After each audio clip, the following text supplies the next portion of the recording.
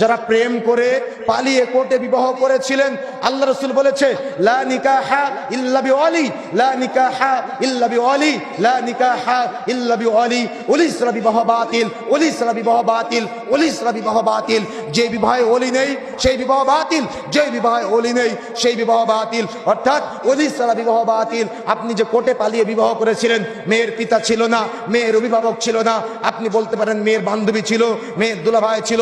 মনে রাখা চেষ্টা করবেন, মেয়েরা একা একা বিবাহ করতে পারে না, কোনো মেয়ে বিবাহের সাক্ষী হতে পারে না, কোনো মেয়ে বিবাহের অলি হতে পারে না। মনে রাখার চেষ্টা করতে হবে, কোনো মেয়ে একা একা বিবাহ করতে পারে না, কোনো মেয়ে বিবাহের সাক্ষী হতে পারে না, কোনো মেয়ে বিবাহের অলি হতে পারে না। তাহলে বিবাহ দিবে কে? অলি।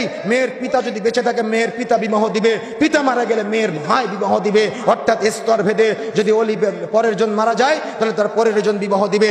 যদি অলি না থাকে তাহলে সেই বিবাহ বাতিল, কোর্টের বিবাহ বাতিল। যারা পালিয়ে বিবাহ করেছিলেন, মেয়ের পিতা উপস্থিত ছিল না, মেয়ের মা ছিল, মেয়ের বোন ছিল, এই বিবাহ বাতিল, এই বিবাহ চলবে না। সংসার যারা করতেছেন, জেনার গুনাহ হচ্ছে, সতর্ক হতে হবে, সাবধান হতে হবে। পুনরায় আজকে বক্তব্য শোনার পরে আগামীকাল সকালে আপনি নতুন করে মেয়ের পিতাকে ডেকে নিয়ে এসে বিবাহ করে নেওয়ার চেষ্টা করবেন। লজ্জা করতেছে, দুইটা ছেলে হয়েছে, একটা মেয়ে হয়েছে, এখন হয়তো বুঝতেছেন যে আপনার বিবাহ বাতিল। অবশ্যই আপনার বিবাহ বাতিল। একসাথে থেকেছেন, জেনার গুনাহ হয়েছে, তওবা করে পুনরায় নতুন করে বিবাহ করতে হবে।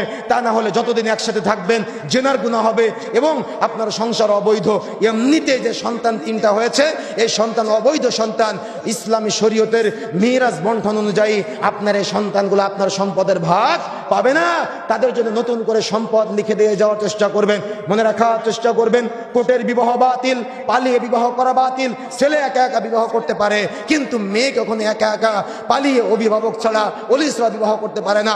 আমার বোনেরা যারা কথা শুনতেছেন, যদি আপনার জান্নাতের আকাঙ্ক্ষা থেকে থাকে, জাহান্নামের ভয় থেকে থাকে, আল্লাহ ভীতি থেকে থাকে, রাসূলকে মান্য করেন, তাহলে পুনরায় নতুন করে আবারও আপনি মোহর নির্ধারণ করে বিবাহ করে নিয়ে হালাল হওয়ার চেষ্টা করবেন। তা না হলে আপনার বিবাহ বাতিল, আর এই অবৈধ বিবাহের কারণে জাহান্নাম হয়ে যেতে পারে।